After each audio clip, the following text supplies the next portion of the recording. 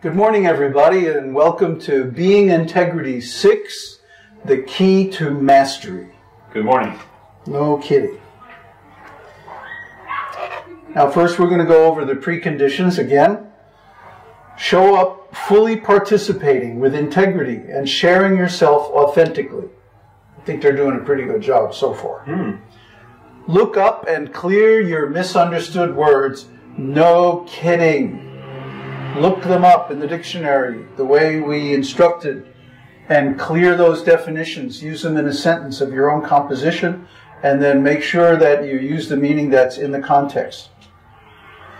Be committed to something greater than yourself. And finally, be willing to be at cause over change. We'll discuss that last one fully later on. Now, before we get started, please read Fixed and Growth Mindsets by Carol Dweck, which was emailed to all registered seminar participants. And if you're not registered, I don't know how you got this video, but you should see the first video in the series for instructions on how to register, and then you'll get these readings, without which this will not make a whole lot of sense to you. This is all about access to a context that uses you. What do we mean by access, Ron? What do you mean by access? It means it's available to you. Huh? It shows up. You have a handle on it. You have a handle on it. Right. You can do stuff with it. Not just watch it. You're not just a spectator. We don't want spectators. We're not trying to develop spectators who just sit and watch the context use them. That's a person who is at effect of change. But we want to be at cause over change, and that means we have to have a handle to our contexts. And the way we get that is by deliberately creating a context that uses us. Not just any old context, not just the context that we turned out to be, but one that we create specifically for our own purposes. The purpose of who we really are, what we really want to do with our lives. In our case, a transcendental context. Right, yeah. So later in the seminar, you will read a statement of the two structural elements of this seminar. One of these elements is, quote, what it is to be a leader and what it is to exercise leadership effectively, existing for you as a context.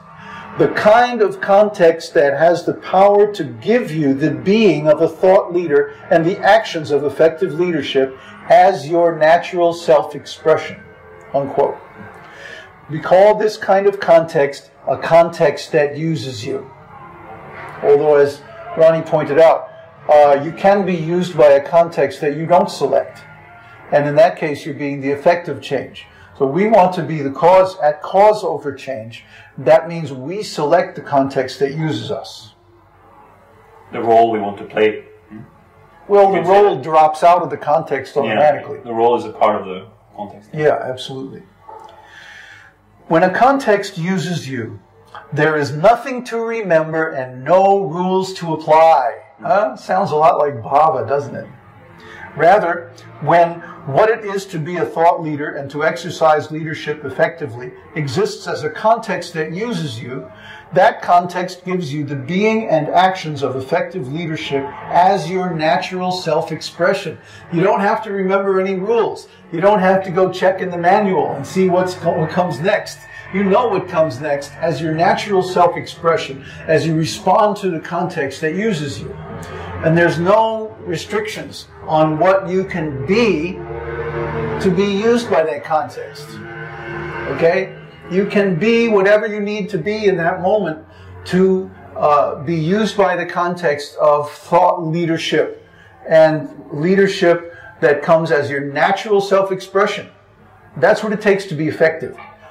If you go and consult the manual and figure out the rules and then come back, discuss with the committee and come back, a week later with the decision. The situation has already changed. Yeah, it's too late. It's too late. You have to be able to respond immediately, spontaneously, without thinking and without ontological constraints, to be the leader that you need to be, to bring out the leader that's inside, the hero that's inside of you. So when you have learned something, that is, when you have an epistemological grasp of its content, in other words, informational learning, appropriately you remember what you have learned and apply it. However, there can be a point where what you have been trying to learn actually becomes a part of you. Saying this in another way, instead of you using it, it now uses you. This is mastery. Okay, you want to know what it is to be a master? Well, this is it. Like I remember when I first started practicing scales on any instrument, but most recently on the keyboard. I started practicing scales, and it was so hard. I had to remember all the fingerings and what note comes next, and am I on the third, the fourth, the fifth, all these little rules to do it properly, just to do it properly. Now, after 5 years of practicing, I can just sit down. I don't even have to think about it. It's completely automatic. See, that's mastery. Right? Or in playing jazz is another example. In playing jazz, there's all these chords. Lots of chords in jazz. So in the beginning, I was looking at the chord chart, thinking about the chords, what notes are in the chords, right? What's the proper scale to play? What are the sensitive tones that I can use to construct a nice melody, and so on and so on and so on. In other words, I was thinking about it. You couldn't play with other people in that moment. Well, you can, but it's awkward, It sounds stiff and formal and uninteresting, at least to a jazz freak, because jazz is really about simply responding to the context. And expressing yourself naturally. Expressing as a natural self-expression whatever comes into your heart in that moment. So now, when I hear jazz or when I play jazz, I just naturally respond to the sound in the moment without thinking about the chords, or I might review the chords, before we start playing, just to get an idea. But I really don't need the chord chart anymore. I can hear or even pre-hear where the tune is going, and just play naturally. That's the thing. That's being in the groove. That is mastery. Okay, we want to be in the groove. We want to be in the zone. Where you don't think, you just act. Just do it, like they say in commercials, right? So you internalized it, or is it even deeper than internalizing it? You could call it internalizing it, yeah. But that doesn't really describe how it works. No. I like the expression, a context that uses you, because it really describes how it works. It's like you create or you become the context of a musician, let's say, a jazz musician. You become the being of a jazz musician. And from that context, you automatically respond with cool licks. See, you don't have to think about it. Is it like you have a clearing and you have these different modules and then they just show up when you need them, right? Kind of like that, yeah. Okay, they're starting the tune now. What's the tune? Oh, Round Midnight. I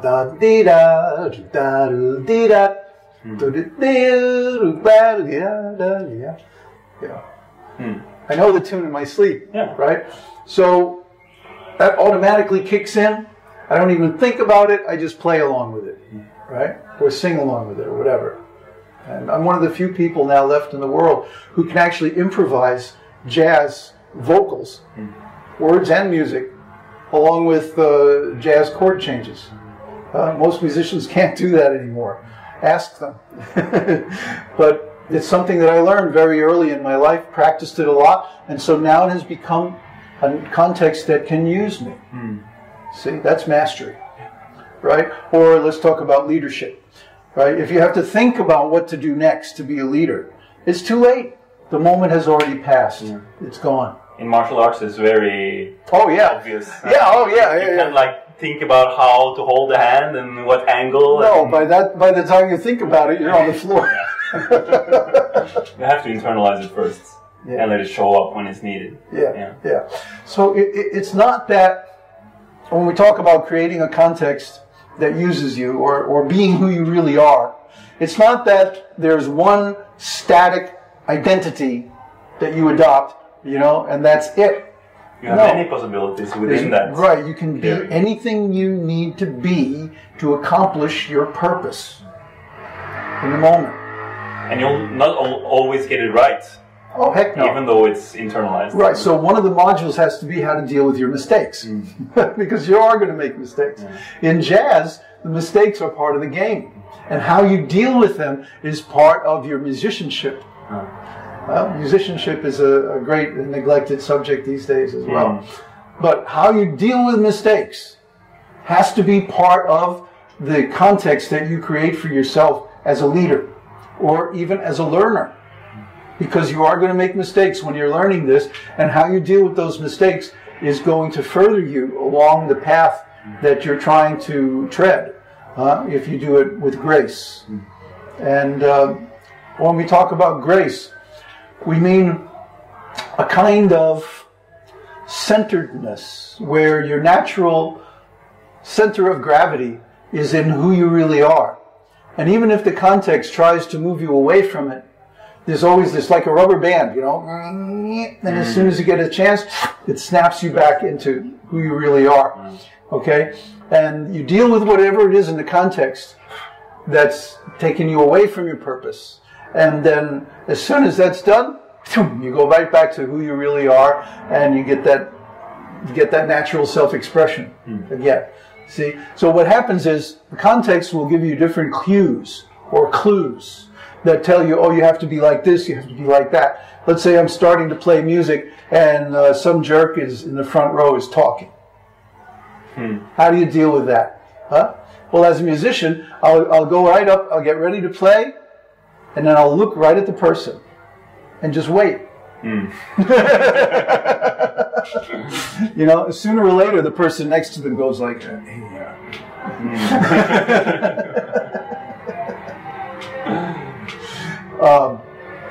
the way you deal with what happens in the moment is the difference between being a leader and the follower. A follower has to go and think about it. A leader just responds as a natural self-expression to the needs of the moment, to the demands of the context. And then they find themselves one or two jumps ahead of the game, and that's being the leader. Yeah, and then they can continue to relax and have a complete view of the whole thing. That's right, because you know you're one or two jumps ahead of everybody else. When you set the context, you know the game better than anybody else. And that allows you to be a leader in that context. Because you're ahead of everybody else. Everybody else is like still jumping the hurdles that you already cleared. In fact, you set up the crucibles for the others. That's being a leader. Great musicians, martial artists, skateboarders, and dancers all experience being used by a context. Some call it being in the groove or in the zone. It is important to note that this seminar is only one pathway to a context that uses you. Many great artists and other thought leaders access the same state through their art or other practice. What it looks like for a context to use you may not be clear for you at this point, but the work we do together during the seminar will provide an opportunity for you to create for yourself a context that uses you. In other words, this seminar will give you the key to mastery. What you do with this key is up to you. So we don't really, it's not that we don't care. We do care what you do with this information. We want you to use it well to further your purpose. But whatever your purpose is none of our business. You don't even have to tell us what you intend to do with this information or with these abilities that you are going to get from the seminar. I mean, it's nice if you want to share, but really, we don't want to position ourselves as authorities. So we don't want to have the power to comment, evaluate, or judge your purposes. Your purposes are your purposes. And it's up to you to set your purpose. That's part of self-determination. If we were to try to set it for you, or to try to exercise authority over what you can and can't do with these teachings, it would be Vaidya Bhakti all over again. All over again. We don't want to go there. I don't want to be a guru again, please. I don't want followers. I want co-creators. I want partners. So now we're going to move on. You have something to share? Not really. Okay. We're going to move on to fixed and growth mindsets. I hope you read the selection by Carol Dweck before getting to this point. In discussing the impact of context on learning, Carol Dweck, whose work is based on years of scientific research, distinguishes between a fixed mindset and a growth mindset. While Dweck does not use the phrase context that uses you, she uses mindset somewhat similarly to the way we use context. As you read, you will begin to see what it is to be used by what Dweck terms a fixed mindset and what it is to be used by what Dweck terms a growth mindset. That is, to have one's way of being and one's actions given by one's context for learning, either fixed or growth. This will begin to give you a sense of what we mean in our use of the term, a context that uses you. Our intention in having you read excerpts from the book Mindset, The New Psychology of Success by Carol Dweck, while useful in its own right, is not in this case to study and understand her research into the difference between a growth and a fixed mindset. Rather, the intention of this reading is to give you a sense of what it is to be used by something, namely, that a person's mindset shapes their way of being and their actions. Later in the seminar, we will describe the difference between mindset and context. Context being something created by you, rather than something that happened to you, which you can nevertheless change. However, at this point, it is fine to think of the two as interchangeable, mindset and context. Okay, just to enlarge on that. A mindset is something that happens to you, something that you were given, a context that uses you, but not by your own choice. Like school. We're all thrust into this context, this mindset of you are a student, you will learn our curriculum, we will judge and evaluate and grade you on your performance on the tests, and then what you can do with your adult life is going to be determined by whether or not we like you. Well, we don't like you anyway, so... Anyway, that's a mindset. A context is, oh, I want to be a great musician. So the minute I get out of school, I'm going home and practicing. See? So I'd sit there all day just thinking about... Then